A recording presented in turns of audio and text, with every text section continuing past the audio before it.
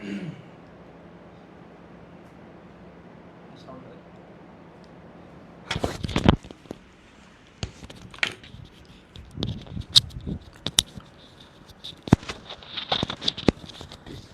দিছেন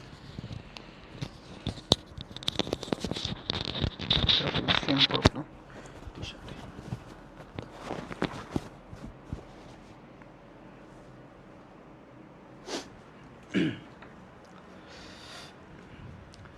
প্রাণপ্রিয় শিক্ষার্থীরা আসসালামু আলাইকুম। আশা করি প্রত্যেকে ভালো আছি, সুস্থ আছি। আমরা যারা সিদ্ধান্ত নিয়েছি যে বছর সেকেন্ড টাইম দিব পাবলিকান হব, সো তাদের জন্য আজকের হিসাব বিজ্ঞান ক্লাসটি। সো এই ক্লাসে আমরা আজকে জাহাঙ্গীরনগর বিশ্ববিদ্যালয়ে সেকেন্ড টাইমে বেশিরভাগ শিক্ষার্থীর স্বপ্ন থাকে জাহাঙ্গীরনগর বিশ্ববিদ্যালয়ে পড়ার। আজকে আমরা জাহাঙ্গীরনগর বিশ্ববিদ্যালয়ের কোশ্চেন সলভ করব। এখানে আমরা কোশ্চেন অ্যানালাইসিস করব এবং দেখব যে বিগত সালে যে প্রশ্নগুলো আসছে, তোমরাও কিন্তু অনেকে পরীক্ষা দিচ্ছ জাহাঙ্গীরনগর বিশ্ববিদ্যালয়ে, হয়তো অনেকে কোশ্চেন প্যাটার্নটাই ধরতে পারো নাই, এবং এখানে যে প্রশ্নগুলো আসে এই কোশ্চেনগুলো কীভাবে সলভ করা লাগবে। বিশেষ করে প্রতিযোগিতামূলক পরীক্ষায় তোমরা দেখবা যে যেই প্রশ্নগুলো আসে এই কোশ্চেনগুলো কিন্তু আমাদের ম্যাথগুলো স্পেশালি কম সময়ের মধ্যে শর্টকাট ট্রিক্সে সলভ করার নিয়মগুলো জানতে হবে, তাহলে তুমি অনেক বেশি এগিয়ে থাকতে পারবা। সো আজকে আমরা এটাই দেখাবো। সো যারা যারা যুক্ত হয়েছে ক্লাসে সবাইকে ওয়েলকাম করছি।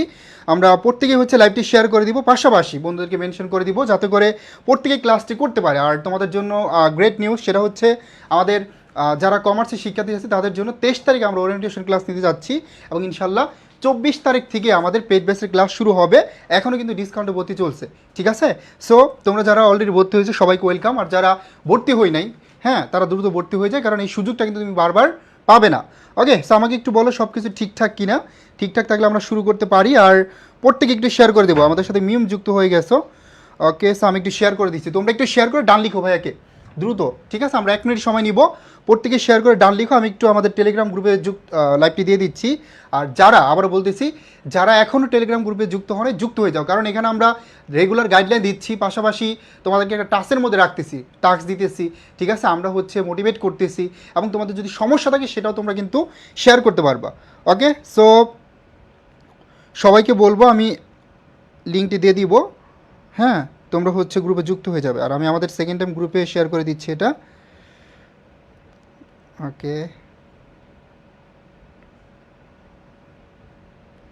ডান।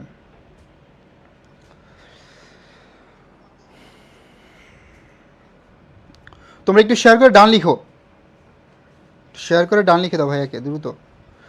ওকে, আমাদের সাথে আরাফাত আলী যুক্ত হয়েছে, ডান লিখছে, থ্যাংক ইউ ভেরি মাচ। বাকি যারা আছে দ্রুত শেয়ার করে দিই। ওকে, সো আমি টেলিগ্রাম গ্রুপ অলরেডি দিয়ে দিছি।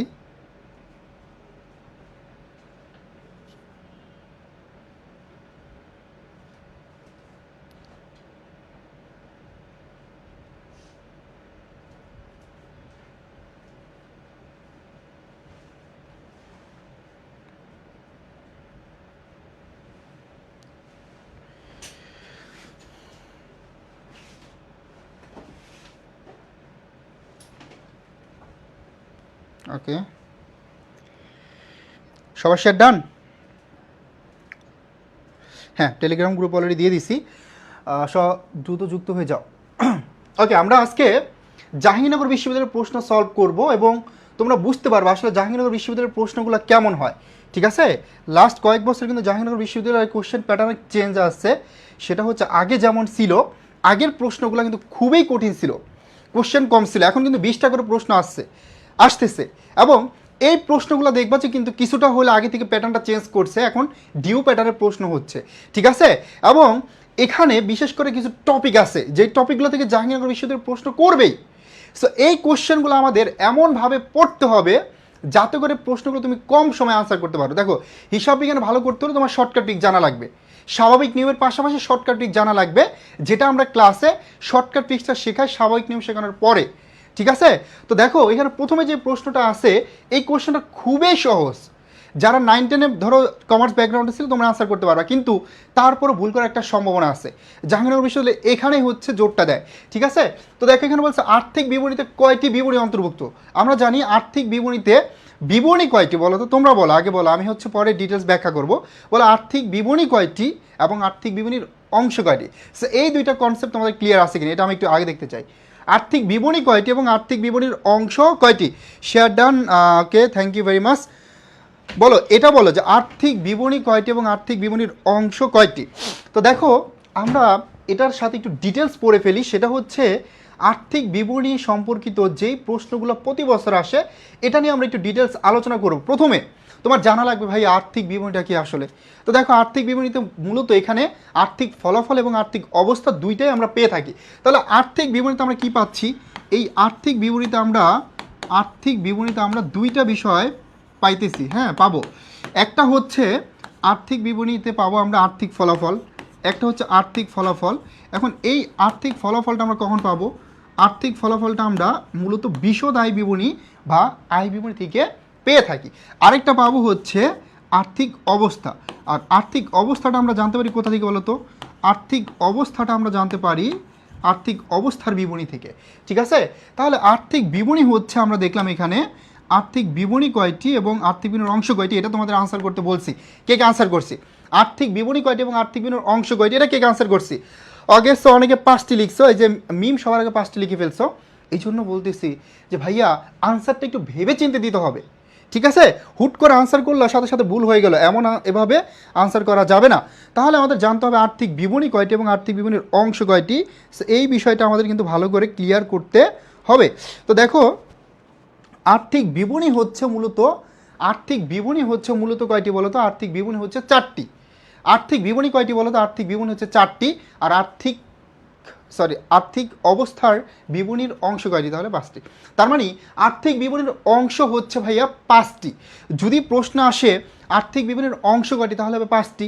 আর যদি প্রশ্ন আসে আর্থিক বিবরণী কয়টি, তাহলে হবে 4টি। ঠিক আছে, যদি আসে আর্থিক বিবরণী কয়টি, তাহলে হবে 4টি। এখন দেখো যেই জায়গাটা আমরা ভুল করি সেটা আমরা একটু ক্লিয়ার করি।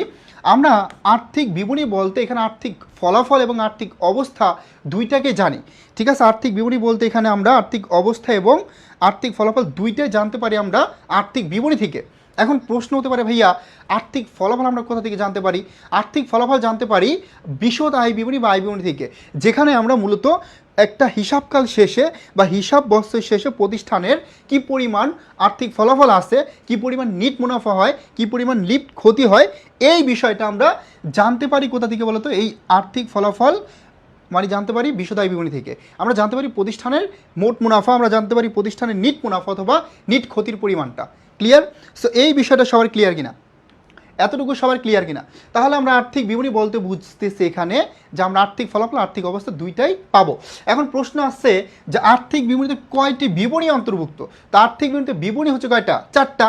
ঠিক আছে, তার মানে এখানে অপশনে কিন্তু আছে 2, 3, 5। তার মানে কারেক্ট অ্যান্সার কি নাই? ইয়েস, এখানে দেখো কোনোটিই নয় আছে, কি আছে, কোনোটিই নয়। তাহলে এই কোনোটি নয় এটা কিন্তু কারেক্ট অ্যান্সার হবে। কেন এটা কারেক্ট অ্যান্সার হবে? বিকজ আমরা জানি যে 4টি বিবরণী, যেহেতু অপশনে 4টি নাই তার মানে কোনোটি নয়, এটাই কারেক্ট অ্যান্সার। এখন এই সহজ প্রশ্নটা কিন্তু আমরা ভুল করে ফেলবো, ভুল করবো না? অনেকেই হচ্ছে কি করছে, আমরা অলরেডি ভুল করে ফেলছি, অনেকে আনসার করছি যে 5টি, এটা কিন্তু আসলে 5টি হবে না, এটা হবে 4টি। ঠিক আছে, আমাদের জিদান আনসার করছে রফ মিম, তারপর হচ্ছে আরাফাত আলী, যারা যারা আনসার করছি thank you very much. So এই পয়েন্টগুলো, এই যে জায়গাটা আমাদের বেশি বেশি ফোকাস করতে হবে যাতে করে এখান থেকে প্রশ্ন আসলে আমরা ইজিলি আনসার করতে পারি। এখন এখানে আরেকটা প্রশ্ন সবচেয়ে বেশি আসে, সেটা কি জানো? সেটা হচ্ছে যে আমাদের জানতে হবে যে মূলত আর্থিক অবস্থার বিবরণী তৈরি করা হয় প্রতিষ্ঠানের কোন নীতি অনুসারে বা কোন ধারণা অনুসারে। তাহলে আর্থিক অবস্থার বিবরণী তৈরি করা হয় কোন ধারণা অনুসারে? এটা হচ্ছে চলমান প্রতিষ্ঠানের ধারণা। আর্থিক অবস্থার বিবরণী তৈরি করা হয় চলমান প্রতিষ্ঠানের ধারণা অনুসারে। আর বিশদ আয় বিবরণী তৈরি করা হয় হচ্ছে মূলত তোমার এটা হিসাবকাল বা সময়কাল বা কালীনকাল ধারণা অনুসারে। এবং তোমার একইভাবে নগদ প্রবাহ বিবরণী এবং মালিকানা সত্ত্ব বিবরণী এই দুইটাও তোমার তৈরি করা হয় হিসাবকাল বা সময়কাল ধারণা অনুসারে। এই যে কনসেপ্টগুলো আমরা ক্লিয়ার করলাম, এখান থেকে তোমাদের প্রশ্নগুলো আসবে।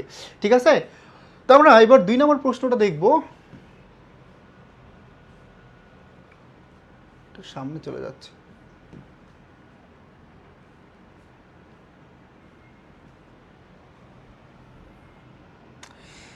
সো এখানে একটু প্রবলেম হয়।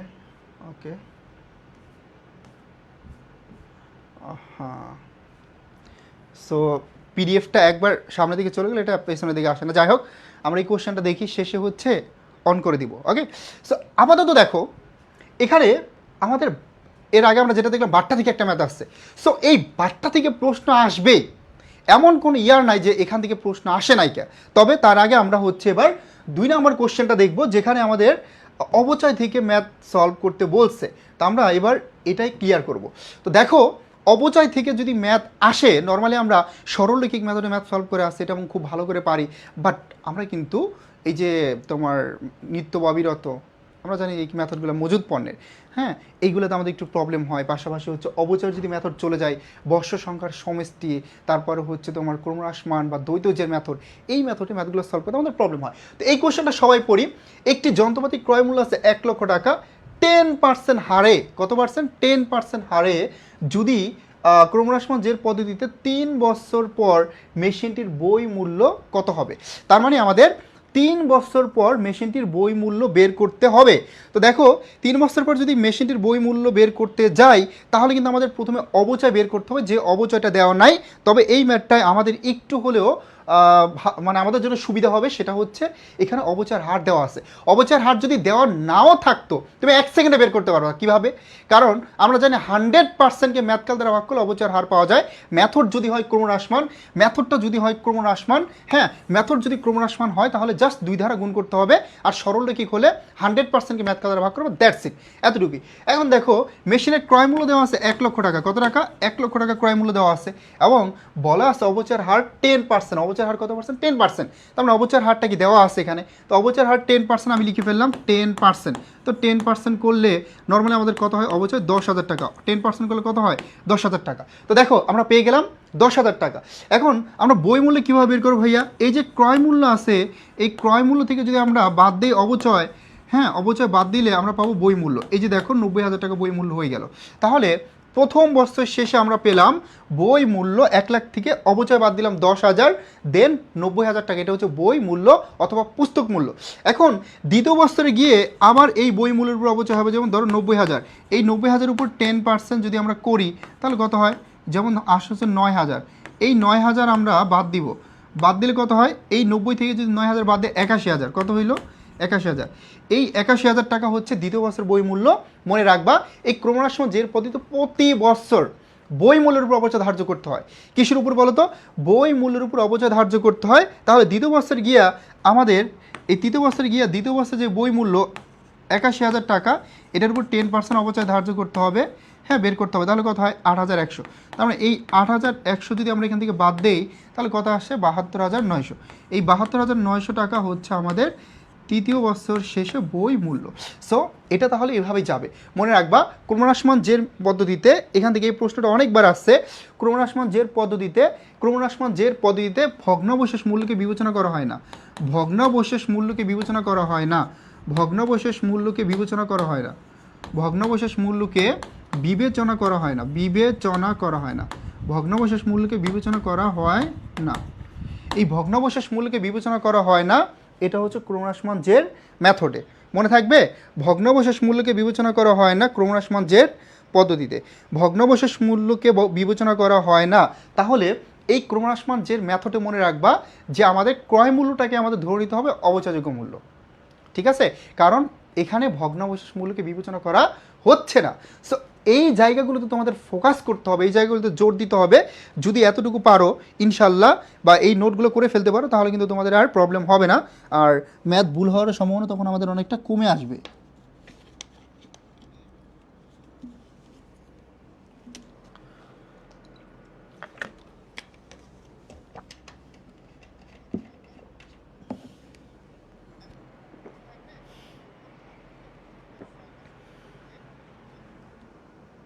ওকে, তাহলে ক্লিয়ার? প্রতি বছর আমরা কি করবো বলো তো? প্রতি বছর বই মূল্যের উপর অবচয় ধার্য করব। আগে আমরা চলে যাচ্ছি পরবর্তী কোশ্চেনে। এই কোশ্চেনটা সবাই বুঝতে পারছি। তো দেখো, যদি মেথডটা চলে আসে যে তোমার ক্রমহ্রাসমান অথবা দ্বৈত জের মেথড, তাহলে কিন্তু আমাদের একটা সিকোয়েন্স অ্যাপ্লাই করতে হবে, আর সেটা হচ্ছে প্রতি বছর আমাদের বই মূল্যের উপর অবচয় ধার্য করতে হবে। আর প্রথম বছরে যে ক্রয় মূল্যটা থাকবে, এই ক্রয় মূল্যকে আমাদের অবচয়যোগ্য মূল্য ধরে নিতে হবে।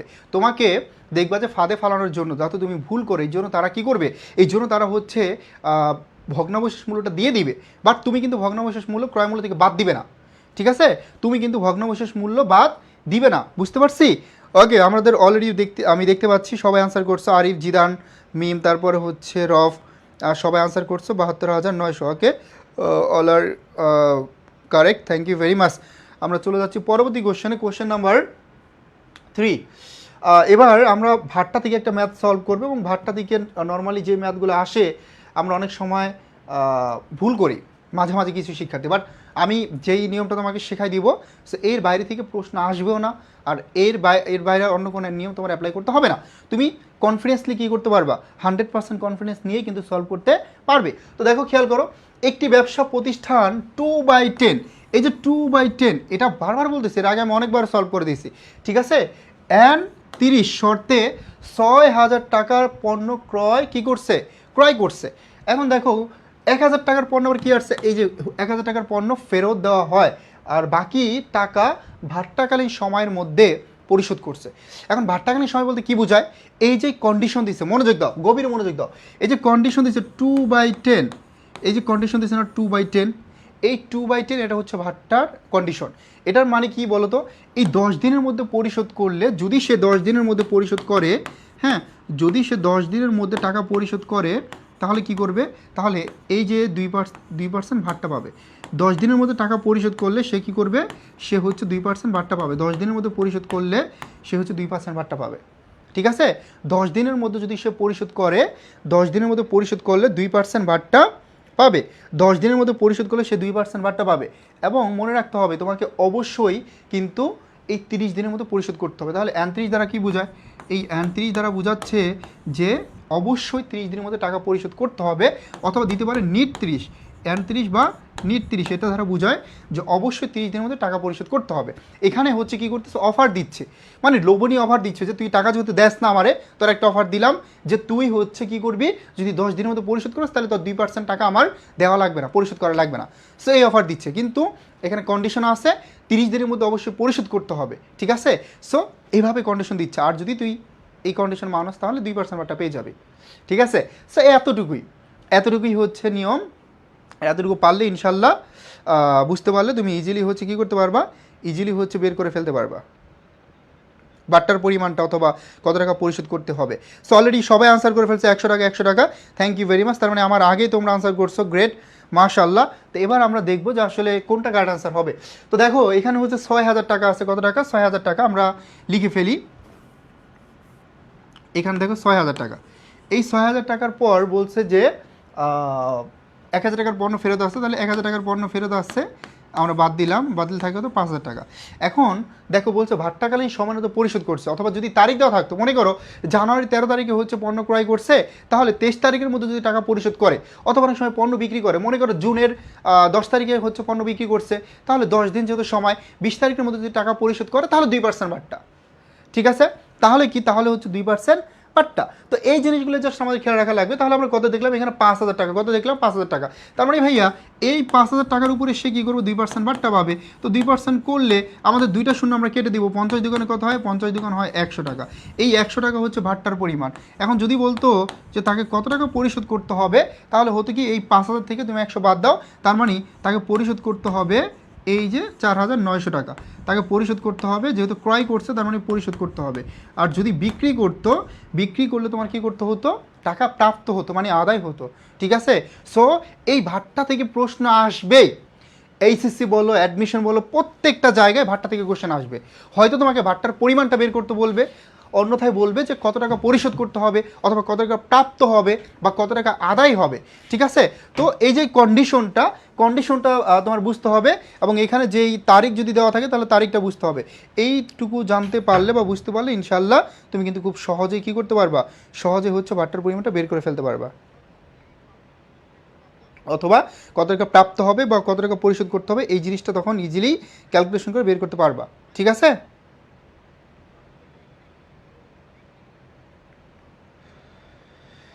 ক্লিয়ার, সবাই বুঝতে পারছি,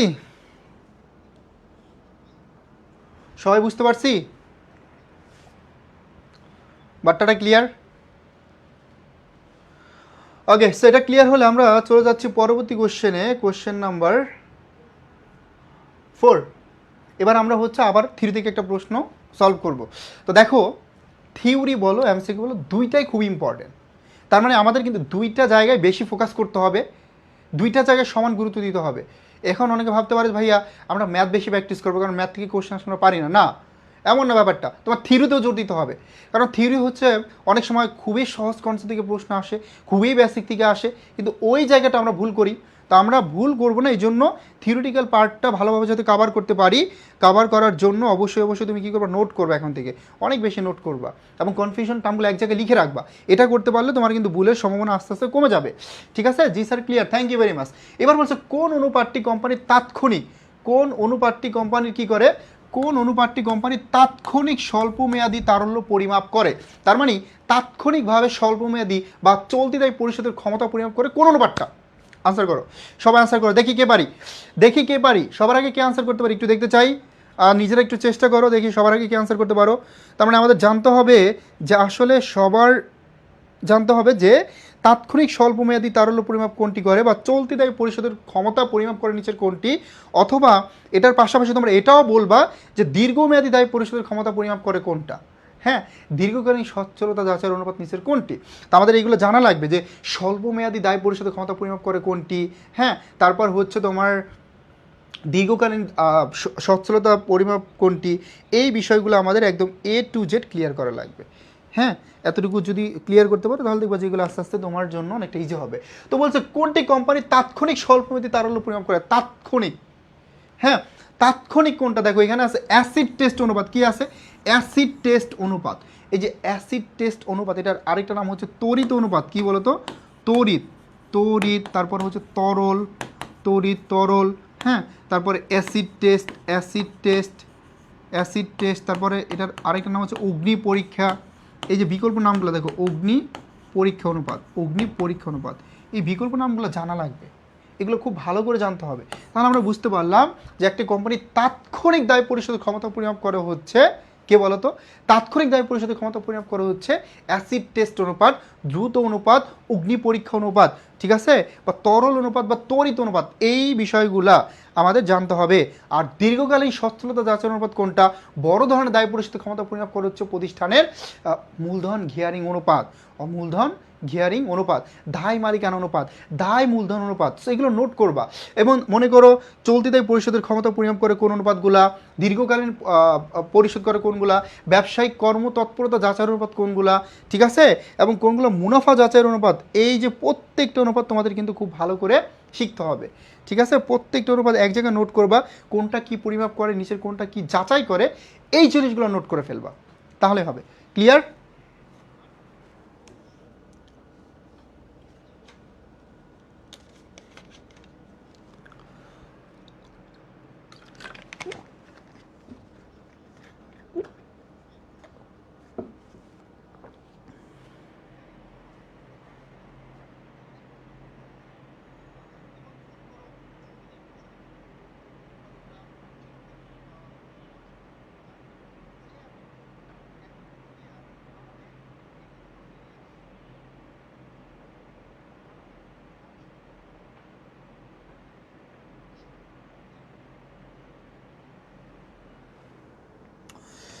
ওকে, যারা যারা কার্ড আনসার দিতে পারছে thank you very much. So connect করতে হবে, চেষ্টা করতে হবে, তারপর ভাইয়া তো আসেই, আমি সুন্দর করে কী করে দিব, সলভ করে দিব। আমরা সামনের দিকে চলে যাচ্ছি, পরবর্তী কোশ্চেনটা দেখবো।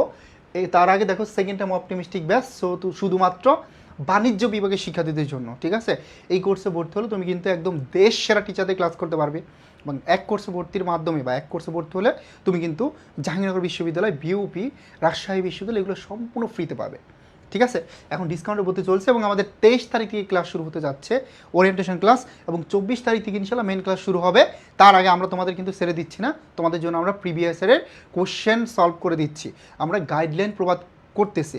ঠিক আছে, আমরা জানি যে এখানে সেকেন্ড টাইম যারা দেয় বেশিরভাগ শিক্ষার্থীদের অনেক সময় বেসিক ক্লিয়ার থাকে, আবার অনেকের ক্লিয়ার থাকে না। তো সবার জন্যই আমরা ব্যালেন্স করে পড়াবো, যাতে করে একদম বেসিক থেকে তুমি প্রিপারেশন নিতে পারো, এবং তোমার প্রিপারেশনটা যাতে ফার্স্ট টাইমার যারা আছে তাদের থেকে আরও অনেক বেশি গুছানো হয়। ঠিক আছে, সেই জন্য অবশ্যই আমাদের এই জন্য অবশ্যই যারা অভিজ্ঞ, হ্যাঁ, যারা হচ্ছে বিগত সালে যাদের কাছ থেকে পড়াশোনা করে, যাদের কাছ থেকে পড়ে অনেক শিক্ষার্থী বিভিন্ন পাবলিক বিশ্ববিদ্যালয়ে পড়তেছে বা পাবলিকান হয়েছে, সো তাদের ক্লাসগুলো করো, দেখো তারা কীভাবে ক্লাস নেয়। ঠিক আছে, দেখে দেন ডিসিশন নিয়ে দ্রুত ভর্তি হয়ে যাও। ওকে, সো এখন এই সময়, এখন এই সুযোগ, এই সুযোগটি কিন্তু তুমি 23 তারিখের পর আর পাবে না, ওকে, সো যারা যারা ভর্তি হবে দ্রুত ভর্তি হয়ে যাও, আমাদের পেজে নক করলে আরও ডিটেলস এখানে জানতে পারবে ইনশাল্লাহ। ওকে, আমরা চলে যাচ্ছি পরবর্তী স্লাইডে। ওকে, সো এবার আমরা একটা নতুন অনুপাত সলভ করতে যাচ্ছি। নতুন অনুপাত থেকে প্রশ্ন আসবেই, নতুন অনুপাত থেকে প্রতি বছর কোশ্চেন আসতেছে, তার মানে এটা থেকে কোশ্চেন তুমি পাবেই পাবে, 100% শিওর থাকবো। তো এখানে বলছে ক খ দুইজন অংশীদার তারা 4.3 অনুপাতে মুনাফা বন্টন করে। গকে দেখো 5/2 অংশ দিতেছে কাকে? গকে। তাহলে 5 ভাগ হচ্ছে টোটাল মুনাফা। টোটাল মুনাফা কত? টোটাল মুনাফা হচ্ছে 5 ভাগ। এই 5 ভাগের মধ্যে 2 ভাগ দিতেছে কাকে? গকে। তার মানে 2 ভাগ যদি গকে দিয়ে দেয় তাহলে থাকতেছে কত? থাকতেছে হচ্ছে তোমার 3 ভাগ। 3 ভাগ কে পাবে? 3 ভাগ পাবে এই পুরাতন অংশীদার। এই জন্য তোমরা কি করবা, এই যে নতুনটা দেখতে পাচ্ছ, নতুনটার হচ্ছে বিয়োগফল। প্রবলেম, নতুনটার হচ্ছে কি ফল? বিয়োগফল। তাহলে দেখো এই যে 5 থেকে যদি আমরা 2 মাইনাস করি তাহলে থাকে কত? 3। তাহলে এই 3 কে পাবে? এই 3 পাবে পুরাতন যারা অংশীদার আছে। তাহলে পুরাতন আছে কারা? এই যে 4 3। তাহলে দেখো 3 4 কত হয়? 12 আর 3 3 9। তার মানে কি করবা, এই নতুনটার যোগফল বের করে, হ্যাঁ সরি, নতুনটার যে বিয়োগফলটা বের হবে বিয়োগফলকে গুণ করে দিবা পুরাতন অনুপাতের সাথে। তাহলে পুরাতন অনুপাত কত আছে? পুরাতন অনুপাত আছে 4:3। পুরাতন কত আছে? 4:3। এটার সাথে গুণ করে দিবা। তাহলে দেখো 3 4 12, 3 3 কত? 9। এতটুকু 3 4 12, 3 3 কত? 9। 3 4 12 আর 3 3 9। এটা করে দেন আমাদের নতুনটায় চলে যেতে হবে। তাহলে পুরাতনটার এবার কী ফল? পুরাতনটার যোগফল। পুরাতন কত আছে? 4 3। এই যোগফল 4 আর 3 কত হয়? 7। এই যোগফলকে গুণ করে দেবেন নতুন অনুপাতের সাথে। কত আছে? 2। ঠিক আছে, তাহলে 7 দুগুণে 14, তার মানে 12 9 14। এই 12 9 14 এটা হচ্ছে নতুন অনুপাত। 12 9 14 এটা হচ্ছে কি আমাদের নতুন অনুপাত। 12 9 14 এটা হচ্ছে আমাদের নতুন অনুপাত। ক্লিয়ার? 12 9 14 এটা হচ্ছে আমাদের নতুন অনুপাত। সবাই বুঝতে পারছি? 12 9 14 এটা আমাদের হচ্ছে নতুন অনুপাত।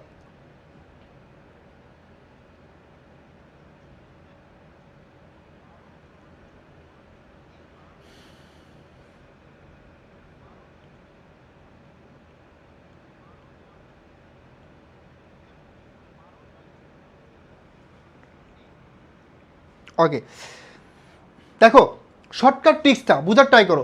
এই নতুনটার কী ফল? বিয়োগ ফল। বুঝতে পারছি?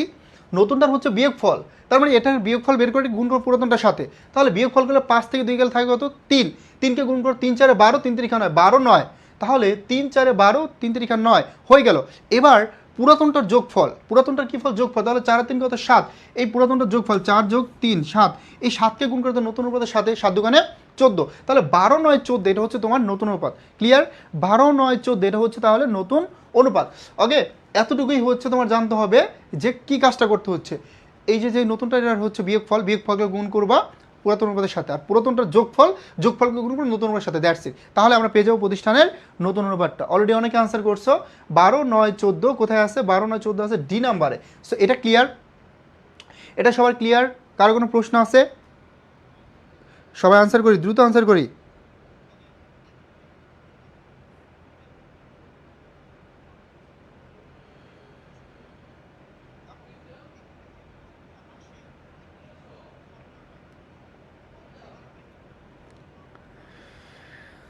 ওকে, সো ডি নাম্বার, ইয়েস কি হয়েছে? হচ্ছে, হ্যাঁ।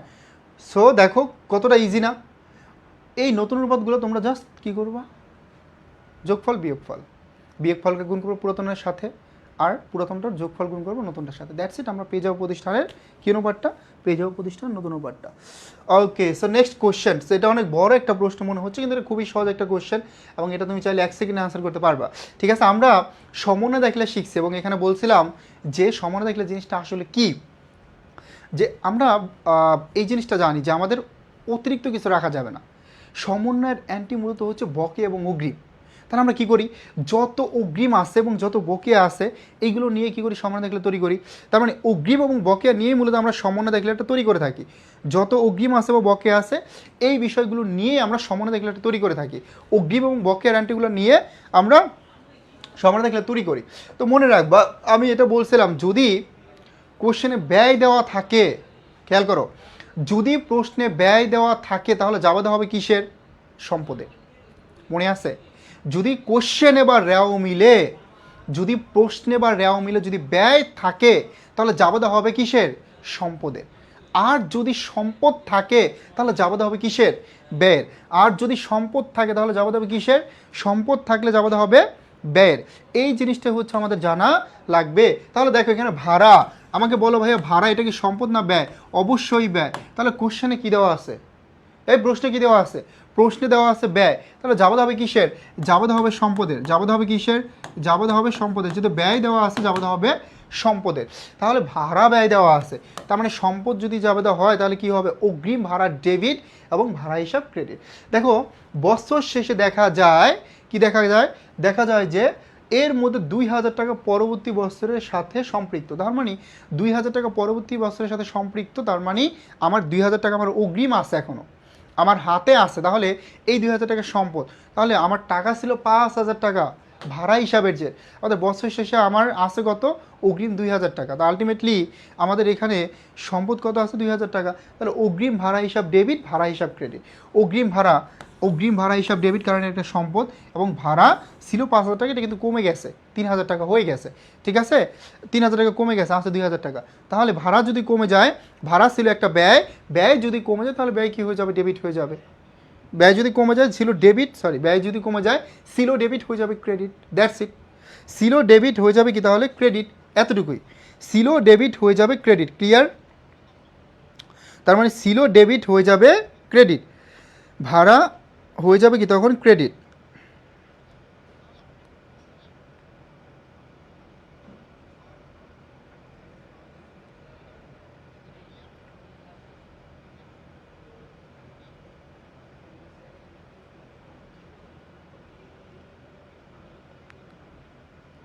এই বুঝতে পারছি? তো তোমরা এই জিনিসগুলো নোট করে ফেলবা যে ভাড়া থাকলে যাবতে হবে সম্পদের, আর সম্পদ থাকলে যাবতে হবে কিসের? ব্যয়ের। হ্যাঁ, তানিয়া ইসলাম ডি নাম্বার আনসার করছো, মিম বি নাম্বার আনসার করছো। যারা যারা আমরা বি নাম্বার আনসার করছি তারা কিন্তু কারেক্ট, আর যারা হচ্ছে ডি নাম্বার আনসার করে ফেলছো ভুলে, অল রং। এই ভুল করা যাবে না। ভুল কেন করতেছো? ভুল করা যাবে না, ঠিক আছে? ভুল করা যাবে না, কোনোভাবেই ভুল করা যাবে না ভাইয়া, পুরা ওকে। তো দেখো আমরা দেখে ফেললাম, আমরা অলরেডি ক্যালকুলেশন করে ফেললাম যে অগ্রিম ভাড়া হিসাব ডেবিট এবং ভাড়া হিসাব ক্রেডিট। এতটুকু ক্লিয়ার হলে আমরা চলে যাব পরবর্তী প্রশ্নে। Question number 7। ট্যাগ নম্বরটা আমরা পরে দেখব, কারণ এটা নতুন নম্বরের সাথে তো আমরা পারবে না, এখন গুলাই ফেলবা। আমরা পরেরটা দেখবো, 8 নম্বর কোশ্চেনটা। ট্যাগ নম্বর দেখা দিব, আমরা শেষে দেখা দেবো। ট্যাগের উপরটা আমি শেষে করে দিব, সুন্দর করে দিব, সমস্যা নাই। আমাকে একজন বললেই হবে। ওকে, বোনাস শেয়ার হিসাবে লভ্যাংশ প্রদান করা হলে, কেন কোনো ক্লাস আছে? হ্যাঁ, লাগবে আরও 20 মিনিট। আচ্ছা, তার মানে বোনাস শেয়ার ভাইয়া পুরা, বোনাস শেয়ারটা বলো তো, বোনাস শেয়ার কি? কোম্পানির কাছে যখন নগদ টাকা থাকে না, মনে রাখবা, কোম্পানির কাছে যখন পর্যাপ্ত পরিমাণ নগদ টাকা থাকে না, তখন কোম্পানি কী করে? শেয়ার হোল্ডারদেরকে শেয়ার দিয়ে দেয়। কী করে? শেয়ার হোল্ডারদেরকে শেয়ার দিয়ে দেয়। তার মানে কোম্পানির কাছে যখন নগদ টাকা থাকবে না, কোম্পানি কী করবে? কোম্পানি হচ্ছে শেয়ার হোল্ডারদের শেয়ার দিয়ে দিবে বিনামূল্যে, তখন সেটা হয়ে যাবে বোনাস শেয়ার। মনে রাখবা, এই বোনাস শেয়ার কোথা থেকে দেওয়া হয়? বোনাস শেয়ার দেওয়া হয় জমাকৃত মুনাফা থেকে। বোনাস শেয়ার দেওয়া হয় জমাকৃত মুনাফা থেকে। কী থেকে বলো তো? বোনাস শেয়ার দেওয়া হয় জমাকৃত মুনাফা থেকে। বোনাস শেয়ারটা দেওয়া হয় জমাকৃত মুনাফা থেকে, জমাকৃত মুনাফা থেকে। এই জমাকৃত মুনাফা, অথবা এটার আরেক নাম হচ্ছে সংরক্ষিত মুনাফা। এখানে লিখি, হ্যাঁ, এই জমাকৃত মুনাফার আরেকটা নাম হচ্ছে সংরক্ষিত মুনাফা। আমরা একটু নিচে লিখি, জমাকৃত মুনাফা। আর আমরা যেমন এক মালিকানা ব্যবসার ক্ষেত্রে বলি না মালিকানা সত্ত্ব, তো এটা কোম্পানি ব্যবসার ক্ষেত্রে হয়ে যাবে শেয়ার হোল্ডারদের সত্ত্ব। ঠিক আছে, এটা কোম্পানি ব্যবসার ক্ষেত্রে হয়ে যাবে কি? এটা কোম্পানি ব্যবসার ক্ষেত্রে হয়ে যাবে শেয়ার হোল্ডারদের সত্ত্ব। এটা কোম্পানি ব্যবসার ক্ষেত্রে হয়ে যাবে শেয়ার হোল্ডারদের সত্ত্ব। তার মানে জমাকৃত মুনাফা বা সংরক্ষিত মুনাফা। জমাকৃত মুনাফার আরেকটা নাম কি? জমাকৃত মুনাফার আরেকটা নাম হচ্ছে সংরক্ষিত মুনাফা। এই জমাকৃত মুনাফা বা সংরক্ষিত মুনাফা থেকে আমরা মূলত কী করব? এই লভ্যাংশটা দিব। তো দেখো আমি যখন জাবেদা করব তখন জমাকৃত মুনাফা হিসাব হয়ে যাবে ডেবিট, কারণ আমার শেয়ার হোল্ডারদের সত্ত্বটা কমে যাচ্ছে, কমে গেলে কি? ডেবিট। তাহলে কমে গেলে অ্যাসি যেহেতু কমে গেলে কি? কমে গেলে মাইনাস। ঠিক আছে, আর আমাদের শেয়ার হোল্ডারদের সত্ত্ব বৃদ্ধি পাচ্ছে, তার মানে শেয়ার হোল্ডারদের সত্ত্ব, এটা কি হবে?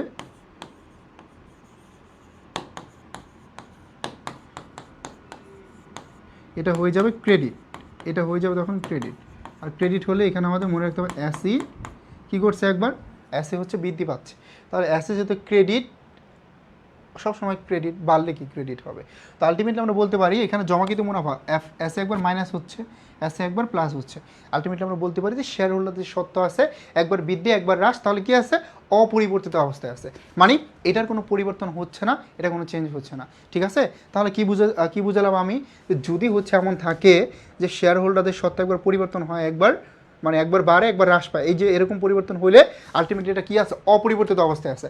আর যখন দেখবা যে শেয়ার হোল্ডারদের সত্ত্ব বৃদ্ধি পাচ্ছে দুইটাই, তখন ধরো দুইটাই বৃদ্ধি পাচ্ছে, হ্রাস পাচ্ছে, এরকম হতে পারে। তবে অনেক সময় এমন হয় না যে সম্পদ বৃদ্ধি পাচ্ছে সম্পদ হ্রাস পাচ্ছে, একটা এন্ট্রি তেমন হতে পারে। তোমার তো এমনই হয় যে মনে করো তুমি একটা আসবাবপত্র কিনছো, মনে করো একটা যন্ত্রপাতি কিনছো, তাহলে কী হবে আসবাবপত্র হিসাব ডেবিট, নগদ হিসাব ক্রেডিট। তার মানে সম্পদ একবার আমার বৃদ্ধি পেলো, হ্যাঁ একবার হ্রাস পেলো, আলটিমেটলি কী আছে অপরিবর্তিত অবস্থায় আছে। তাহলে সম্পদ একবার বৃদ্ধি পাচ্ছে একবার হ্রাস পাচ্ছে, আলটিমেটলি আমরা বলতে পারি যে অপরিবর্তিত অবস্থায় আছে।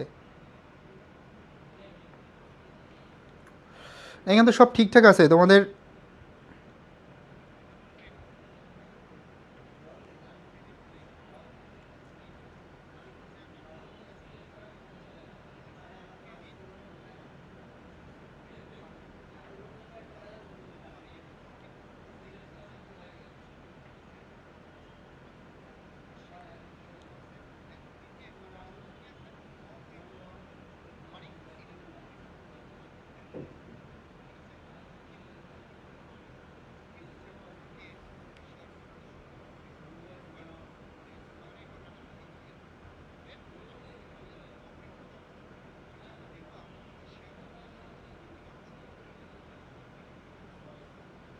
ক্লিয়ার? ইয়েস। আর তাহলে আমরা পেলাম যে শেয়ার হোল্ডারদের সত্ত্বে কোনো পরিবর্তন আসবে না, আলটিমেটলি অপরিবর্তিত অবস্থা। পরের প্রশ্নটা দেখো, বাংলাদেশ আর্থিক বিবরণী প্রস্তুতির ক্ষেত্রে নিচের কোনটি অনুসরণ করা হয়? তাহলে বাংলাদেশের আর্থিক বিবরণী প্রস্তুতির ক্ষেত্রে আমাদের কি অনুসরণ করা হবে?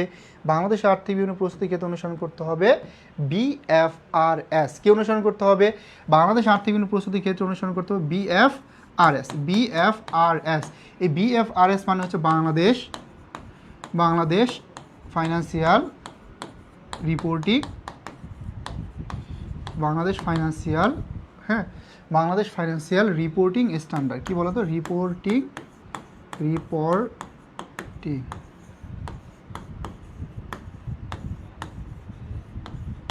ওকে, এটা।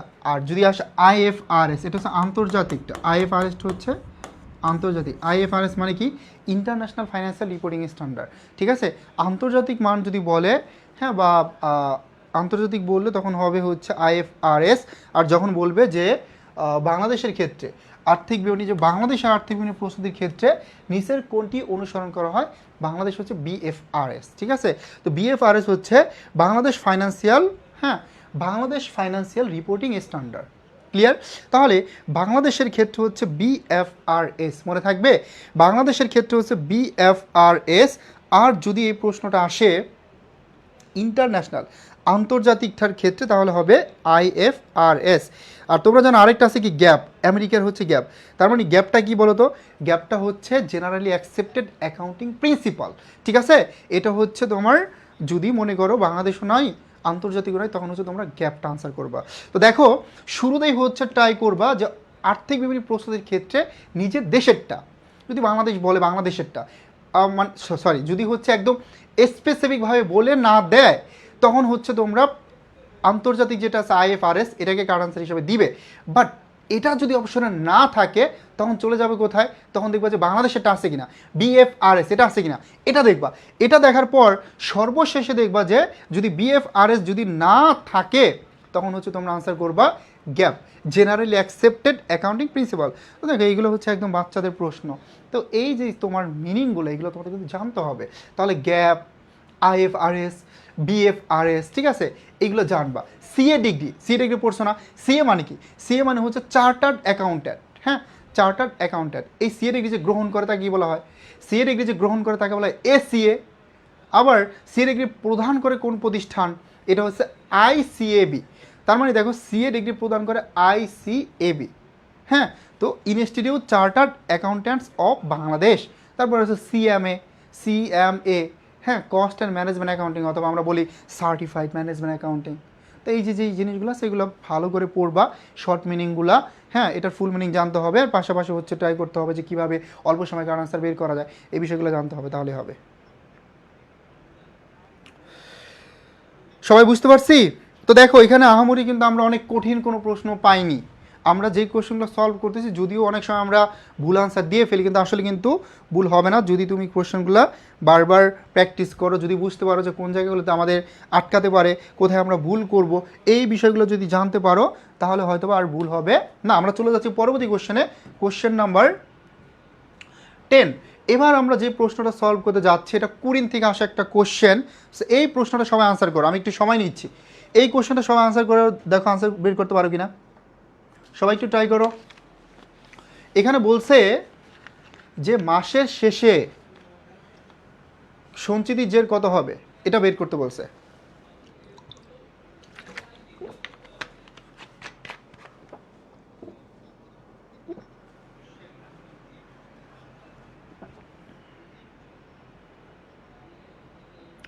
মাসের শেষে কুড়িন সঞ্চিতি জের কত টাকা। সো এবার হচ্ছে শিহাব, তারপর মিম, হ্যাঁ, সবাই আনসার করবা, বের করবা, ট্রাই করবা। সুজন, তারপর আরিফ, সবাই আনসার করা ট্রাই করো, আমি হচ্ছে সলভ করে দিব, সমস্যা নাই। দেখো এই কোয়েশ্চেনটা বোঝার ট্রাই করো। একটি মাসের নিট বিক্রয় কত আছে, 8 লক্ষ টাকা। ওকে, তারপর কুড়িন সঞ্চিতি নিট বিক্রয় 2.5%, মাসের প্রারম্ভিক এত টাকা, মাসের শেষে কুড়িন কত। আমারই কঠিন হলেও সহজ আছে, সহজ সবগুলোই সহজ, কিন্তু এটার জন্য তোমাকে অবশ্যই ম্যাথ প্র্যাকটিস করতে হবে, প্র্যাকটিসের উপর থাকতে হবে, প্র্যাকটিস করলে হয়ে যাবে। এখন মনে রাখবা, এখানে দেখো, এখানে মাসের নিট বিক্রয় আছে কত, 8 লক্ষ টাকা। ভালো করে খেয়াল করো, নিট বিক্রয় কত আছে, নিট বিক্রয় আছে, হায় রে,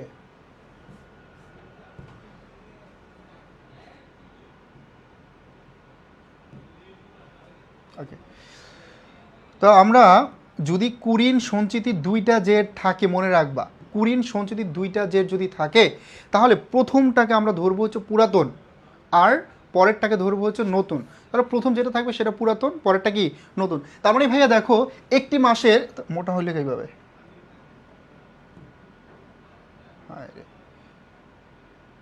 একটি মাসের নিট বিক্রয় আছে কত, 8 লক্ষ টাকা, এবং কুড়িন সঞ্চিতি কত টাকা। দেখো কুড়িন সঞ্চিতি হচ্ছে 2.5% হারে থাকতে হবে।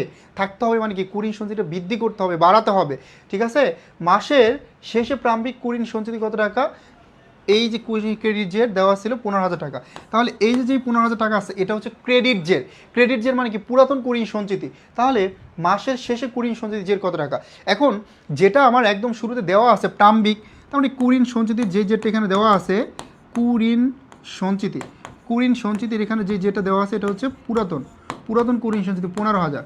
এখন নতুন করে আমার দেখতে হবে কুড়িন সঞ্চিতি বৃদ্ধি পাইছে কত। এখন দেখো বলা আছে এই যে 8 লক্ষ টাকা বিক্রয়, এই 8 লক্ষ টাকা বিক্রয়ের উপর 2.5% হারে কুড়িন সঞ্চিতি রাখতে হবে। তার মানে রাখতে হবে, তারা কি বোঝাচ্ছে, রাখতে হবে তারা বোঝাচ্ছে যে 2.5% কুড়িন সঞ্চিতি তোমার বাড়াতে হবে। কী করতে হবে, এই বুঝতে পারছি। তার মানে 5%, 2.5% হারে কুড়িন সঞ্চিতি বাড়াতে হবে। যা আছে এটাকে আমার কি করতে হবে, এটাকে আমার বৃদ্ধি করতে হবে। সরা লাগবে না ভাই, আমি সলভ করে দিচ্ছি। তাহলে কুড়িন সঞ্চিতির আমার ক্রেডিট জের আছে 15,000 টাকা, নতুন করে বৃদ্ধি পাইছে কত, 2.5%। লিখবো কোথায়, জায়গা তো নাই, এখানেই লিখি, হ্যাঁ এখানেই লিখি। ধরো এই যে 8 লক্ষ টাকা, এই 8 লক্ষ টাকার 2.5% কত পার্সেন্ট, 2.5%। এই 2.5% কত হয়, দেখো এখানে যদি আমরা 2% বের করি, 2টা শূন্য কাট, 8 দুগুণ কত, 16,000। 2% হচ্ছে 16,000, 1% কত, 8,000। সিম্পল ভাই, 1% 8,000, যদি 8 লক্ষ টাকার 1% বের করি, 2টা শূন্য কাটবা, 8,000 টাকা। তার মানে 2% কত, 16,000 টাকা। 0.5 কত হবে, 8,000 টাকা। 8,000 টাকা হচ্ছে 1%, 1% 8,000, বাট এটার অর্ধেক করলে তখন কি হবে, 0.5%। তো তুমি তো ক্যালকুলেট ইউজ করতে পারবে না, তোমার কি করতে হবে, তোমার হচ্ছে ক্যালকুলেটার ছাড়াই কীভাবে কম সময় সলভ করা যায় বিষয়টা জানতে হবে। তাহলে আমরা বের করলাম 2%টা লাগবে 0.5 কত হয়, 4,000 টাকা। তাহলে টোটাল কত হলো ভাইয়া, টোটাল হলো আমার এখানে 16,000, 20,000 টাকা। কত হলো, 20,000 টাকা। এই 20,000 টাকা আমার তাহলে কুড়িন সঞ্চিতি নতুন করে বৃদ্ধি পাইছে। এখন কুড়িন সঞ্চিতির জের ছিল কত, 15। কুড়িন সঞ্চিতির জের ছিল 15,000 টাকা, বৃদ্ধি পাইছে কত, বৃদ্ধি পাইছে 20। তাহলে টোটাল কুড়িন সঞ্চিতি হবে কত টাকা, টোটাল হবে 35,000 টাকা।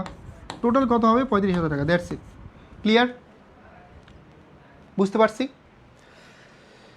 তো তো এটা কিন্তু খুবই সহজ একটা কোশ্চেন ছিল, আমরা অনেক সময় ভুল করে থাকি, অনেক সময় মনে করি যে আমরা এই টাইপের প্রশ্ন পারবো না, কুরিন সঞ্চিতি দেখলে আমাদের ভয় কাজ করে, মানে কুরিন নাম শুনলে ভয় কাজ করে, কিন্তু আমার এই কুরিনের যত ম্যাথ আছে, হ্যাঁ যত ম্যাথ আছে কুরিন সঞ্চিতি দেখবা একই স্ট্রাকচার, এবং এগুলো তুমি যদি প্র্যাকটিস করো না, বেশিরভাগ সময় আমরা কোথায় ভুল করি জানো, এই জায়গাটা আমি ধরাই দিচ্ছি, আমরা ভুল করি কুরিন সঞ্চিতি বের করতে গিয়ে কোনটা পুরাতন কোনটা নতুন, অ্যাকচুয়ালি কোনটা আমার ব্যয়, কোনটা আমাদের কুরিন বাবদ ব্যয়, আর কোনটা হচ্ছে আমাদের কুরিন সঞ্চিতি মানে কি বরাদ্দ ব্যবস্থা, এই জাস্ট দুইটা জিনিস আমরা জানি না।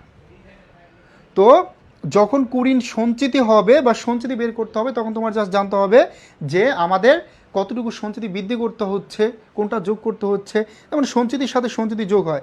আবার যখন আমাদের মনে করো ব্যয় বের করি, কুরিন বাবদ ব্যয় অনাদায়ী পাওনা, তখন আবার কী করতে হয়, তখন আলটিমেটলি আমাদের হ্রাস করা লাগে, এতটুকুই, তখন আমাদের কী করা লাগে, হ্রাস করা লাগে। কী হ্রাস করা লাগবে, যেমন সঞ্চিতি বের করলো তখন যতটুকু ব্যয় ওটা বাদ দেয়, আবার যখন ব্যয় বের করি তখন আবার সঞ্চিতিটা বাদ দেয়, ঠিক আছে, এই জিনিসগুলো জানতে হবে। তো আমরা এবার যেটা বের করলাম এটার নাম হচ্ছে কুরিন সঞ্চিতি, মানে যেটা বরাদ্দ ব্যবস্থা, ঠিক আছে, এটার অ্যামাউন্ট বের করলাম। এখন আমার শুরুতে একটা সিলেবাসের শেষ শুরুতে ডেবিট ব্যালেন্স মানে কি 15,000 টাকা, নতুন করে আবার বৃদ্ধি পাচ্ছে 2.5%, যেটা আমরা ধারে বিক্রয়ের উপর ধরছি বা বিক্রয়ের উপরে ধরছি, এতটুকুই ক্লিয়ার। ওকে ডান, আমরা চলে যাচ্ছি পরবর্তী কোশ্চেনে, কোশ্চেন নাম্বার 11। এই 11 নম্বর কোশ্চেনটা দেখো, এটা এর আগের প্রশ্ন সলভ মানে ক্লাসে সলভ করানো হয়েছে, এবং এই টাইপের কোশ্চেনগুলো খুবই সহজ হয়, বেশিরভাগ সময় কিন্তু আমরা তাও ভুল করি। কেন ভুল করি, কারণ আমরা প্র্যাকটিস করি না, প্র্যাকটিস করলে কিন্তু এই ভুলগুলো আর হবে না।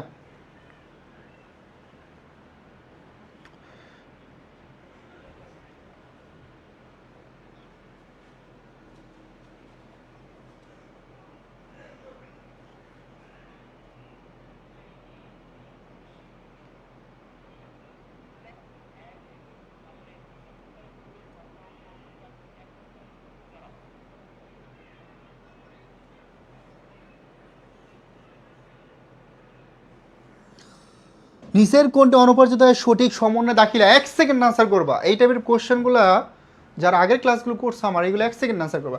নিচের কোনটা অনুপার্জিত সমন্বয় সঠিক সমানে দাখিলা, এখন অনুপার্জিত সঠিক সমানে দাখিলা, অনুপার্জিত এটা কি, অনুপার্জিত একটা দায়, তো অনুপার্জিত একটা নাম শিখলে হবে, একটা নাম শিখলে কখনোই হবে না। অনুপার্জিত আয়, এই অনুপার্জিত আয়ের আরেকটা নাম হচ্ছে অনর্জিত আয়, এটার আরেকটা নাম হচ্ছে অনর্জিত আয়, এবং এটার আরেকটা নাম হচ্ছে কি বলো তো, অগ্রিম আয়, এটার আরেকটা নাম হচ্ছে অগ্রিম আয়। তাহলে অগ্রিম, অনুপার্জিত, অনর্জিত আয়, এই সবগুলো হচ্ছে একটা দায়, আলটিমেটলি বিকল্প নামগুলো জানতে হবে তোমাদের সবার। তাহলে এটা একটা দায়, এখন এটা সমন্বয় করলে আমার কী করবে, আয় বৃদ্ধি পাবে, আয় বৃদ্ধি পেলে দায় হ্রাস পায়, সিম্পল। ব্যয় বাড়লে সম্পদ হ্রাস পায়, আয় বৃদ্ধি পাইলে দায় হ্রাস পায়, যদি আয় হ্রাস পায় তাহলে দায় বৃদ্ধি পাবে। তাহলে এই সম্পর্কগুলো জানতে হবে। যেহেতু বলছে অনুপার্জিত আয়ের সঠিক সমন্বয় দাখিলা কোনটি, বলে না যে না, না বললে এটা ব্যতিক্রম নিয়ম, সো না বললে এটা আমাদের জন্য টাফ, বাট যদি বলো অনুপার্জিত সঠিক সমন্বয় দাখিলা কোনটা, এটা কিন্তু আমরা সহজে কী করতে পারবো, আনসারটা বের করতে পারবো। তো অনুপার্জিত সঠিক সমন্বয় দাখিলা যদি আমি বের করতে যাই, তাহলে আমার কী করতে হবে, তাহলে দেখতে হবে যে আমার আয় কতটুকু বৃদ্ধি পাইছে, তার মানে আয় বৃদ্ধি পায়, সেবা আয় বৃদ্ধি পাবে, আর যে অনুপার্জিত আয় নামক দায়টা আছে, দায়টা তখন হ্রাস পেয়ে যাবে, তখন দায়টা হ্রাস পাবে, তাহলে আয় বৃদ্ধি দায় হ্রাস। এখন যদি প্রশ্ন আসতো যে এটা সমন্বয় দাখিলা না করলে কি হবে, না করলে তখন আয় হ্রাস পেতো, দায় বৃদ্ধি পেতো, দ্যাটস ইট, ঠিক আছে। তো তোমরা কী করবা, সমন্বয় দাখিলা নতুন ঘরের মতো পুরাতন, এটা কি আমি বুঝি নাই, আরেকবার একটু মিম বলো। এখানে মেনলি দেখবা যে না বলছে কখন, না বললে কী করতে হবে, না বললে তুমি সমন্বয় দাখিলা করলে যেটা হবে তার বিপরীত হবে।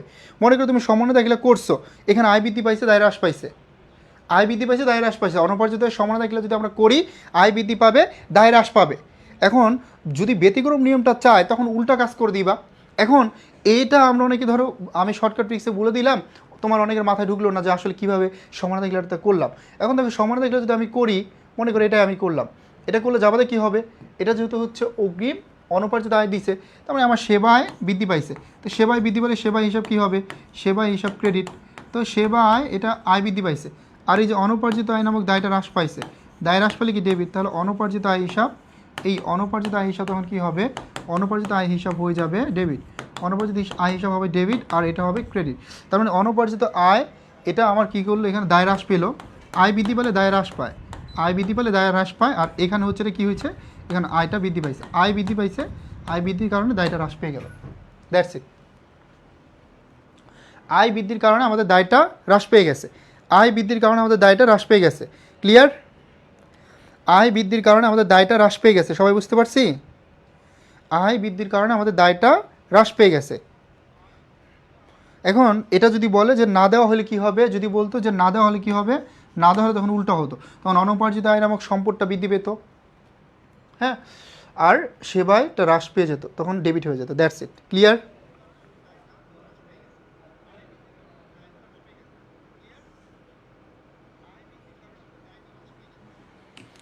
ওকে, সো নেক্সট কোশ্চেন।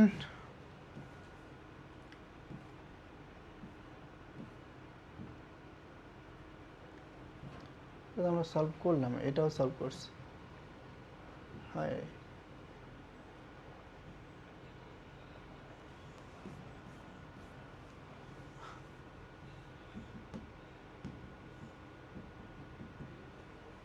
কেমন লাগে বলো তো? পেছনে চলে যায়। ওকে ওকে, পরের প্রশ্নটা বলছে যে মুদ্রাস্ফীতির সময়, কিসের সময়? মূল্যস্ফীতি। এই মূল্যস্ফীতির আরেকটা নাম হচ্ছে মুদ্রাস্ফীতি। মুদ্রাস্ফীতি, মূল্যস্ফীতি বা মুদ্রাস্ফীতি। এই মূল্যস্ফীতি বা মুদ্রাস্ফীতির সময় কোনটা গুরুত্বপূর্ণ? আনসার করো। তা আমরা জানি যে মুদ্রাস্ফীতির সময় বা মূল্যস্ফীতির সময় কোনটা গুরুত্বপূর্ণ? মজুতের মেথড। তা আমরা শিখছিলাম লাফাইলে লিফো, মানে শর্টকাট টিক্সে। এমনি যদি আমরা ব্যাখ্যা দিব সমস্যা নাই। কে মুদ্রাস্ফীতি মানে পণ্যের দামটা বৃদ্ধি পাওয়া। কেমন বৃদ্ধি পায়? যেমন ধরো 5 টাকা আছে, বেড়ে 10 টাকা হলো, 10 থেকে 15 টাকা হলো, 15 থেকে 20 টাকা হলো, এভাবে মূল্যটা বৃদ্ধি পাচ্ছে, এটাকে বলা হয় মুদ্রাস্ফীতি। আর যখন পণ্যের দামটা হ্রাস পাবে, মনে করো 20 টাকা, 18 টাকা, 15 টাকা, 13 টাকা, 10 টাকা, 8 টাকা, এই যে হ্রাস পাচ্ছে, এটা হচ্ছে মুদ্রার সংকোচন। তাহলে মুদ্রাস্ফীতি মানে কি? পণ্যের মূল্য বৃদ্ধি পাওয়া। মুদ্রাস্ফীতি মানে হচ্ছে পণ্যের মূল্য বৃদ্ধি পাওয়া, আর মুদ্রার সংকোচন মানে হচ্ছে পণ্যের মূল্য হ্রাস পাওয়া। তা আমরা একদম সহজেই শিখে ফেলছি, লাফাইলে লিফো না লাফাইলে ফিফো। তার মানে লাফাইলে লিফো না লাফাইলে ফিফো। এখন লাফাইলে কি লিফো, তার মানে পণ্যের মূল্য যদি বৃদ্ধি পায় তখন লিফো, এটা ইম্পর্টেন্ট। এখন কেন ইম্পর্টেন্ট এটাও ক্লিয়ার করি। সেটা হচ্ছে, মনে করো পণ্যের মূল্য বৃদ্ধি পাইছে, কী পাইছে? বৃদ্ধি পাইছে।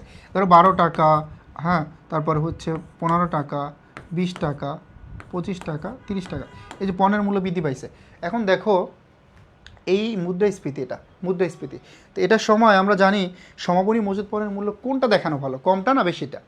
তো দেখো লিফো মেথডে আমাদের সমাপনী মজুত পণ্যের মেথডে সব সময় লিফো মেথডে সমাপনী মজুত পণ্য কম দেখায়, হ্যাঁ। তো লিফো মেথডে আমরা জানি ফিফোতে, ফিফোতে দেখো প্রথমগুলোতে বিক্রিত পণ্যের ব্যয়, শেষেরগুলোতে সমাপনী মজুত পণ্য। একটা মনে রাখবা, ফিফোতে প্রথমগুলো দিয়ে বিক্রিত পণ্যের ব্যয়, আর শেষেরগুলোতে সমাপনী মজুত পণ্য।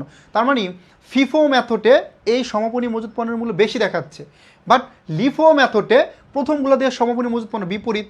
তাহলে প্রথম কি আছে? মূল্য কম আছে, আর বিক্রিত পণ্যের ব্যয় হচ্ছে কি বেশি, 30 টাকা।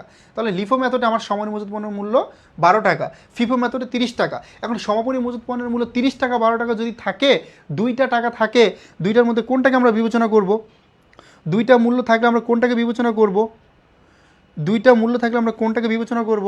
ডেফিনেটলি আমরা বিবেচনা করব হচ্ছে কমটা। তাহলে কোনটা বিবেচনা করব? 12 টাকা, এটা বিবেচনা করব। আর এই যে 12 টাকা বিবেচনা করতেছে, এটা লিফো মেথডে সমাপনী মজুত পণ্যের মূল্য তখন কম দেখাবে, কম দেখাচ্ছে 12 টাকা। আর ফিফো মেথডে দেখাচ্ছে হচ্ছে 20 টাকা, 30 টাকা। তো আমরা দুইটার মধ্যে কোনটা নিব? 12 নিব। এই জন্য বলতে পারি মুদ্রাস্ফীতির সময় বা যখন পণ্যের মূল্য বৃদ্ধি পায়, এই সময় গুরুত্বপূর্ণ কোনটা? এই সময় গুরুত্বপূর্ণ হচ্ছে তোমার লিফোটা। এবং শর্টকাট ট্রিক্সে শিখবা, আমি তো ব্যাখ্যা দিলামই, শর্টকাট ট্রিক্সে তোমরা শিখবা। শর্টকাট ট্রিক্সটা হচ্ছে লাফাইলে লিফো না লাফাইলে কি? ফিফো।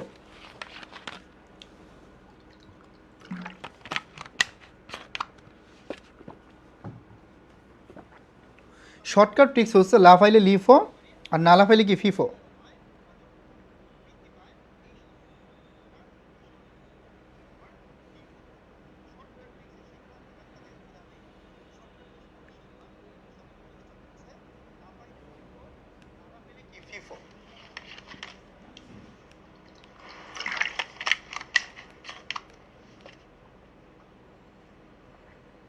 শর্টকাট ট্রিক্স হচ্ছে লাফাইলে লিফো আর না লাফাইলে কি? ফিফো।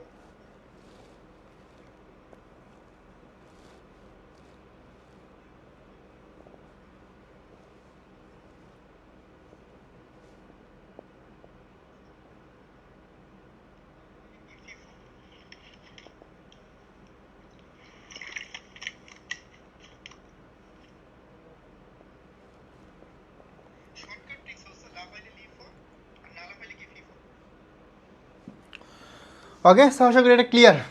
দেন আমরা পরবর্তী কোশ্চেনটা দেখব, কোশ্চেন নাম্বার 13। কোম্পানির নগদ প্রবাহ বিবরণী প্রস্তুত করা হয়। নগদ প্রবাহ বিবরণী কখন প্রস্তুত করা হয়, এটা কেন তৈরি করা হয়, এটা আমরা জানবো। কোম্পানি আর হিসাবকালের জন্য না কিসের জন্য। আমরা প্রথমেই হচ্ছে আর্থিক বিবরণী যে প্রশ্নগুলো সলভ করেছি সেখানে দেখছি কি দেখলাম, যে দেখছিলাম বা লিখছিলাম এভাবে যে নগদ প্রবাহ বিবরণী, এই নগদ প্রবাহ বিবরণী কেন তৈরি করে এটা আমরা তোমাদেরকে শেখাবো। নগদ প্রবাহ বিবরণী, নগদ প্রবাহ বিবরণী, তারপর হচ্ছে আয় বিবরণী, মনে করো নগদ প্রবাহ বিবরণী, আয় বিবরণী, আর আরেকটা আছে মালিকানা সত্ত্ব বিবরণী। নগদ প্রবাহ বিবরণী, আয় বিবরণী, মালিকানা সত্ত্ব বিবরণী। এই মালিকানা সত্ত্ব বিবরণী এই তিনটাই তৈরি করা হয়, এই তিনটাই তৈরি করা হয় প্রতিষ্ঠানের হিসাবকাল বা সময়কাল ধারণা অনুসারে। হিসাবকাল ধারণা অনুসারে এই তিনটাই তৈরি করা হয় প্রতিষ্ঠানের হিসাবকাল ধারণা অনুসারে। হিসাবকাল, এই হিসাবকালের আরেকটা নাম হচ্ছে সময়কাল, আরেকটা নাম হচ্ছে কালীনকাল। তাহলে এই তিনটা তৈরি করা হবে প্রতিষ্ঠানের হিসাবকাল, সময়কাল বা কালীনকাল ধারণা অনুসারে। হিসাবকাল, সময়কাল বা কালীনকাল ধারণা অনুসারে তৈরি করা হয়, মনে রাখবা। তো একটা নাম শিখলে হবে না, যেমন হিসাবকালের আরেকটা নাম হচ্ছে কালীনকাল, হিসাবকালের আরেকটা নাম হচ্ছে কালীনকাল, হিসাবকালের আরেকটা নাম হচ্ছে কালীনকাল এবং আরেকটা নাম হচ্ছে কি সময়কাল। তো এই যে বিকল্প যে নামগুলো আছে কালীনকাল, সময়কাল, হিসাবকাল, হ্যাঁ, হিসাবকালের আরেকটা নাম হচ্ছে কালীনকাল, সময়কাল বা হিসাবকাল। তো এই তিনটায় দেওয়া হয় প্রতিষ্ঠানের কি অনুসারে, প্রতিষ্ঠানের, মনে রাখবা এই তিনটায় তৈরি করা হয়, নগদ প্রবাহ বিবরণী, আয় বিবরণী, মালিকানা সত্ত্ব বিবরণী। এখন নগদ প্রবাহ বিবরণী থেকে আমরা কি জানতে পারি, প্রতিষ্ঠান নগদের উৎস এবং ব্যবহারটা জানতে পারি। তার মানে নগদ প্রবাহ বিবরণী থেকে আমরা জানতে পারি প্রতিষ্ঠানের নগদের উৎস এবং ব্যবহার। মালিকানা সত্ত্ব বিবরণী থেকে জানতে পারি প্রতিষ্ঠানের বছর শেষে কী পরিমাণ সত্ত্ব আছে। আর আয় বিবরণী থেকে আমরা জানতে পারি প্রতিষ্ঠানের আর্থিক ফলাফলটা, মানে আর্থিক ফলাফল বলতে কি বোঝাচ্ছে, নিট ক্ষতি এবং নিট মুনাফার পরিমাণটা আমরা জানতে পারি প্রতিষ্ঠানের। ঠিক আছে, এটা হচ্ছে মালিকানা বিশদ বিবরণী থেকে আমরা জানতে পারি।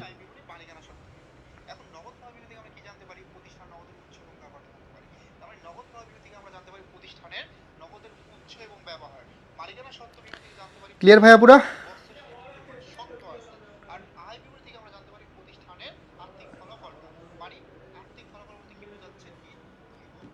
এই সাউন্ড তো ঠিক আছে, তোমরা কি বলতেছো? সাউন্ড তো ঠিক আছে। অবচয়ের কোন পদ্ধতিতে প্রথম বছরগুলিতে সর্বনিম্ন, অবচয়ের কোন মেথডে প্রথম বছর সর্বনিম্ন মুনাফা দেখাবে? এখন এটা অনেকে কি করবে, অনেকে হচ্ছে তোমার সরলরেখিক দিয়ে ফেলবে, আমি জানি। কারণ অবচয় তোমরা জানো যে সরলরেখিক মেথডে, মনে রাখবা সরলরৈখিক মেথড, অবচয়ের এই সরলরৈখিক পদ্ধতিতে প্রতি বছর অবচয় সমান থাকে। ধরো 5,000 টাকা হলে প্রতি বছর 5,000 টাকা, মানে কি সমান। আর ক্রমহ্রাসমান যে মেথডে বা অন্যান্য যত মেথড আছে প্রথম বছর অবচয় বেশি থাকে, মনে করো 10, এই আস্তে আস্তে কী করবে, কমবে, এই যে কমতেছে, তার মানে প্রথম বছর বেশি আর আর আস্তে আস্তে কমতেছে। তো আমরা বুঝতে পারলাম ভাইয়া একমাত্র সরলরৈখিক মেথডে প্রতি বছর অবচয় সমান থাকে, একমাত্র সরলরৈখিক মেথডে প্রতি বছর অবচয় সমান থাকে। আর অন্যান্য যত মেথড আছে, মনে করো ক্রমহ্রাসমান, দ্বৈত জের, ক্রমহ্রাসমান, দ্বৈত জের বা বর্ষ সংখ্যার সমষ্টি, প্রত্যেকটা মেথডেই প্রথম বছরে বেশি থাকে, আস্তে আস্তে কমে। তাহলে কম্পেয়ার করে আমরা বলতে পারি প্রথম বছরে সর্বনিম্ন মুনাফা প্রথম বছরে সর্বনিম্ন অবচয় থাকে, অবচয় কম দেখায় বা সমান থাকে হচ্ছে সরলরৈখিক, কারণ অন্যগুলোতে প্রথম বছর বেশি থাকে। এখন বলছে সর্বনিম্ন মুনাফা দেখাবে কোন মেথডে, তো সর্বনিম্ন মুনাফা দেখাবে হচ্ছে অবচয় কোন মেথডে বেশি আছে সবচেয়ে, ক্রমহ্রাসমান বা দ্বৈত জের। তার মানে দ্বৈত জের মেথডে অবচয় সবচেয়ে বেশি, অবচয় কি একটা ব্যয়, অবচয় হচ্ছে ব্যয়, ব্যয় যদি বেশি হয়, ব্যয় বেশি হলে তোমার কি হবে, মুনাফা কম হবে, ব্যয় বেশি হলে মুনাফা কি হবে, মুনাফা কম হবে, দ্যাটস ইট। ব্যয় বেশি হলে মুনাফা কম হবে, তাহলে কি হবে, দ্বৈত জের, দ্বৈত ক্রমহ্রাসমান জের মেথড। এই দ্বৈত ক্রমহ্রাসমান, যখন ক্রমহ্রাসমানও থাকবে দ্বৈত ক্রমহ্রাসমানও থাকবে, তখন দ্বৈত ক্রমহ্রাসমানকে কারেন্ট আনসার হিসাবে নিবা।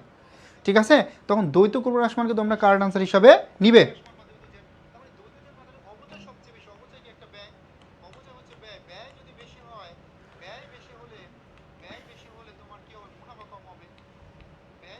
ক্লিয়ার? তাহলে ব্যয় যদি বেশি হয় তাহলে মুনাফা কি হবে, ব্যয় বেশি হলে মুনাফাটা কম হবে। ওকে, সো অনেক কিছু শেখার আছে ক্লাস করলে তুমি অনেক কিছু শিখতেই পারবে, এটাই স্বাভাবিক। আর ক্লাস না করলে কিন্তু ওভাবে কিছু শিখতে পারবে না। আর শেষেটা বলছে মজুদ আবর্তন হার কত। এখন আমাদের মজুদ আবর্তন হার বের করতে হবে। তো মজুদ আবর্তনের হার বের করার সূত্র কি বলো তো? মজুদ আবর্তনের হার বের করার সূত্র, মজুদ আবর্তন হার বের করার সূত্র কি?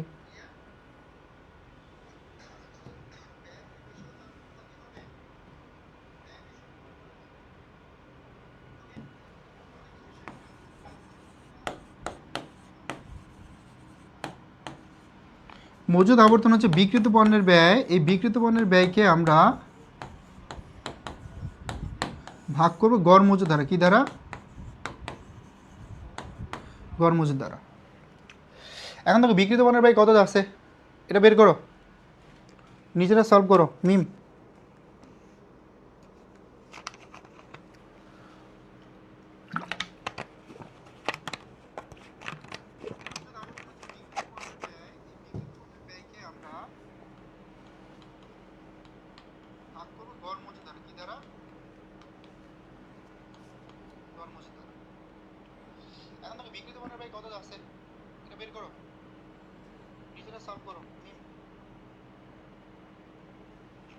দেখো ডিরেক্টলি কিন্তু বিক্রিত পণ্যের ব্যয় দেওয়া নাই, তবে এখানে দেওয়া আছে বিক্রয় 64,20,000 টাকা, এবং বিক্রিত পণ্যের ব্যয় আমাদের বের করতে হবে। দেখো প্রারম্ভিক মজুদ পণ্য আছে, প্রারম্ভিক মজুদ আমরা একদম কোন কর্নারে লিখতেছি, প্রারম্ভিক মজুদ আছে দেখো 9,80,000, 9,80,000 প্রারম্ভিক মজুদ। এটার সাথে ক্রয়টা যোগ করতে হবে। কি যোগ করতে হবে? ক্রয়।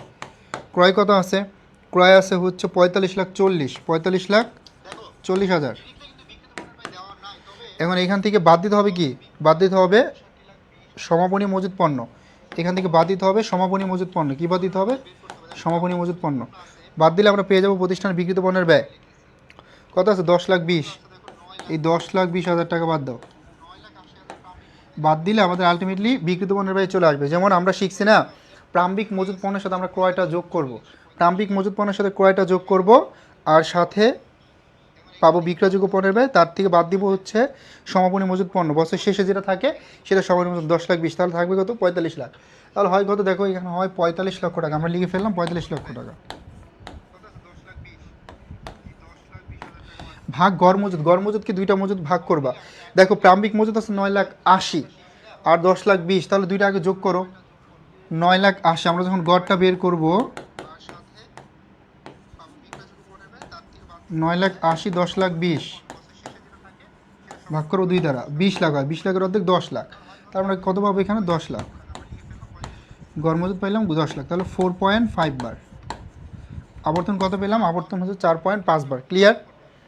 আবর্তনটা তাহলে 4.5 বার। বুঝতে পারছি? মজুদ আবর্তন পেলাম তাহলে 4.5 বার, এতটুকুই। মজুদ আবর্তন, দেনাদার আবর্তন, পাওনাদার আবর্তন, যত আবর্তন আছে সবগুলো অ্যান্সার আসবে বাহারে। আর এই আবর্তন অনুপাতগুলো ব্যবসায়ের কি করে? দক্ষতা যাচাইয়ের অনুপাত। একটি ব্যবসার কর্মতৎপরতা বা ব্যবসার দক্ষতা যাচাইয়ের অনুপাত হচ্ছে মজুদ আবর্তন অনুপাতগুলা, অথবা যত আবর্তন আছে এই অনুপাতগুলা। ঠিক আছে? তো আমরা আজকে এখানে শেষ করব ক্লাসটি।